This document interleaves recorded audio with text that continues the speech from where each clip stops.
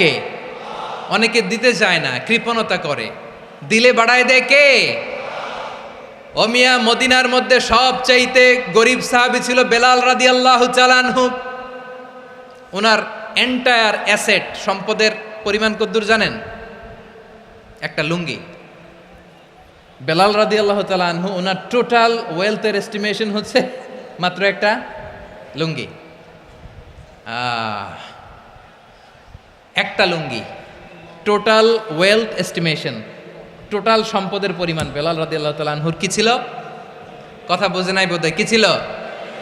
ওই বেলাল রাদিয়াল্লাহু তাআলা আনহুকে বিষ্ণু ইসলাম বলেছেন, আনফিক ইয়া বেলাল, ও বেলাল তুমিও দাও। ওয়ালা তাখশা মিন যিল আরশি ইখলালা, আরশের অধিপতির তো কোনো ঘাটতি নাই, তুমি দিলে ওই আল্লাহ তোমারে বাড়ায় দিবে। এজন্য আমার প্রিয় ভাইয়েরা, দিলে কমে না, দিলে বাড়ে। অনেকে ধরে রাখে, নতুন কিছু নিতে পারে না, হাত দিয়ে যেটা ধরে রেখেছেন এটা দিয়ে দেন, বড় একটা ধরার সুযোগ পাবেন। জোরে বলেন ঠিক কিনা? ধরেন 5 কেজি ওজনের একটা ধরে রাখছেন, এখন 10, এটা না ছাড়লে 10 কেজি ধরতে পারবেন আপনি? আচ্ছা, 10 কেজির জিনিস একটা আছে হাতে, ওইটা যদি ছেড়ে দেন তাইলেই না 15 কেজি ধরতে পারবেন। কথা বলেন ঠিক কিনা? তাহলে দিলে বাড়িয়ে দেয় কে? রব্বুল আলামিন বললেন 3 নাম্বার আদেশ হলো তোমাদের প্রতি সমাজটারে কেমন করে মানবিক সমাজ, সুন্দর সমাজ গড়বা। 3 নাম্বার আদেশ হলো ওয়া আতিদাল কুরবা হাক্কা, নিকটাত্মীয়দেরকে তাদের প্রাপ্য বুঝিয়ে দাও। এই নিকটাত্মীয়দেরকে তাদের অধিকার বুঝিয়ে দেওয়া, প্রাপ্য বুঝিয়ে দেওয়াতে আমাদের গাফলতি আছে না নাই? চট্টগ্রামে নাই? মাশাআল্লাহ আছে, আছে। অনেকে দেখবেন অনেক আল্লাহওয়ালা, তাহাজ্জুদ গুজার, সেজদা দিতে দিতে কপালে কালো দাগ ফেলে দিছে, সে তার বোনের হকটা আদায় করে নাই। আছে না নাই?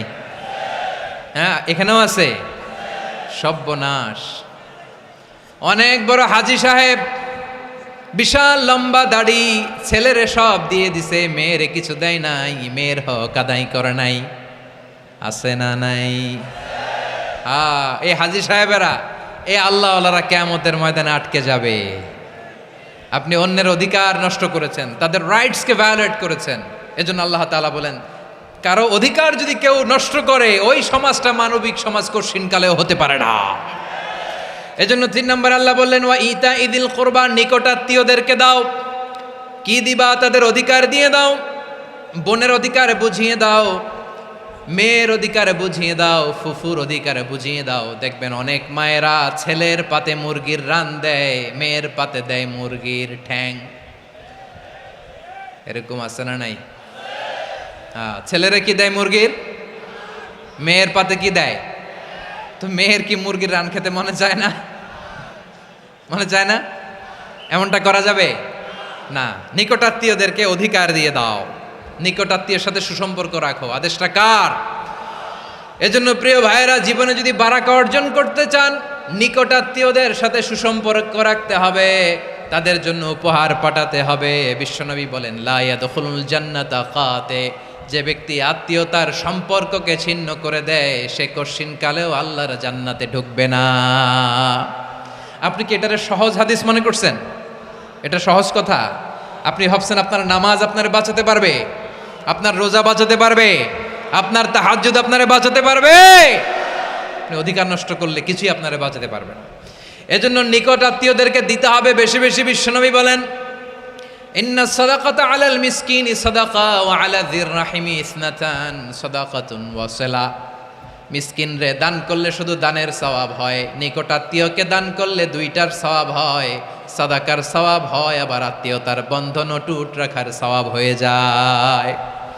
আবার বিশ্বনবী বললেন মান সাররাহু আইয়ুবসাতা লাহু ফি রিজকিহি ওয়া ইউনসা লাহু ফি আসারিহি ফালইয়াসিল রাহিমা। যে ব্যক্তি তার রিজিকের প্রশস্ততা চায় আর হায়াতে বরকত চায়, সে যেন তার আত্মীয়ের সাথে সুসম্পর্ক রাখে। আমার প্রিয় চট্টলার ভাইয়েরা, আমাদের রিজিক বাড়ুক, এটা আমরা চাই কি চাই না? সবাই চান? হ্যাঁ, আমাদের রিজিকে প্রশস্ততা আসুক, চাই কি চাই না? আমাদের হায়াতে বরকত আসুক, আমরা চাই কি চাই না? এই 2টা যদি চান, তাহলে নিকটাত্মীয়দের সাথে সুসম্পর্ক রাখবেন। পারবেন? তাহলে সমাজটারে মানবিক সমাজ বানায় দিবে কে? 3টা আদেশ চলে গেল। কয়টা? আওয়াজ করে বলেন। 1 নম্বরে কি ছিল? 2 নম্বরে, 3 নম্বরে নিকটাত্মীয়দেরকে দান। আপনাদেরকে আরো শোনার আগ্রহ আছে? আপনাদের মনোযোগ আছে না গেছে? কষ্ট হচ্ছে না? মাশাআল্লাহ, মাশাআল্লাহ। তাকবীর পড়ুন, লিল্লাহি তাকবীর।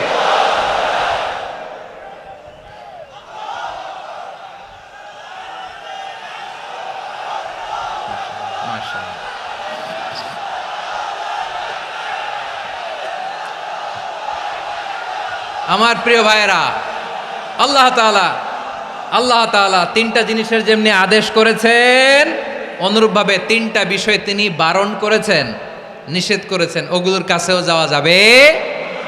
শুনবেন। রাব্বুল আলামিন বলেন, ওয়ায়ানহা আনিল ফাহশাই ওয়াল মুনকারি ওয়াল বাগি। আমি যেমনি 3টি বিষয়ে আদেশ করলাম, অনুরূপভাবে 3টি বিষয়ে বারণ করলাম, নিষেধ করলাম। আমার 1 নাম্বার নিষেধাজ্ঞা হলো অশ্লীলতার প্রতি। ফাহশা, ওয়ায়ানহা আনিল ফাহশা। আল্লাহ তাআলা অশ্লীলতাকে নিষেধ করেছেন। কোন জিনিসকে? সবাই বলুন, কোন জিনিসকে? যত ধরনের, যত টাইপের, যত ক্যাটাগরির অশ্লীলতা হতে পারে, সব অশ্লীলতাকে হারাম করেছেন কে? ফাহশা মানে কি? কথায়, কাজে, আচরণে, কমেন্ট, ফেসবুকের কমেন্টসে যত ধরনের নোংরামো আছে, যত ধরনের অশ্লীলতা আছে, এটাকে আরবিতে বলে ফাহশা। এটাকে কি বলে? রাব্বুল আলামিন বলেন, কুল ইন্নামা হাররামা রাব্বিয়াল ফাওয়াহিশা মা যাহারা মিনহা ওয়া মা বাতান।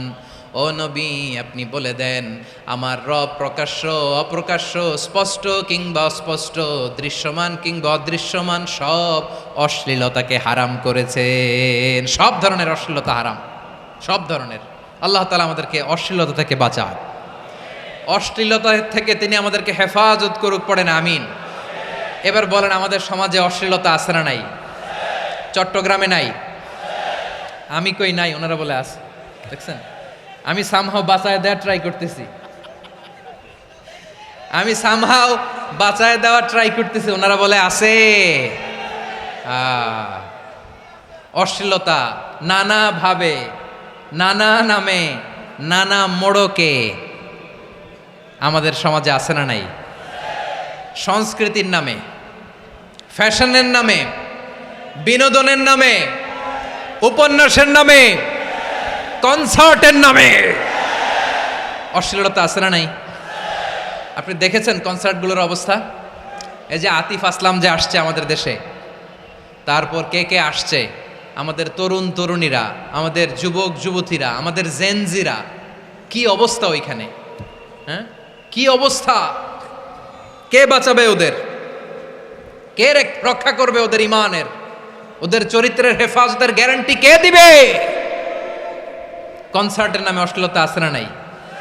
ছেলে মেয়ে একে অপরকে জড়ায় ধরতেছে, একে অপরকে চুমো খাচ্ছে, প্রকাশ্যে, দিবালোকে, গণমানুষের সামনে। আল্লাহ তাআলা এই অশ্লীলতা থেকে আমাদেরকে বেঁচে থাকতে বলেছেন, বেঁচে থাকতে বলেছেন।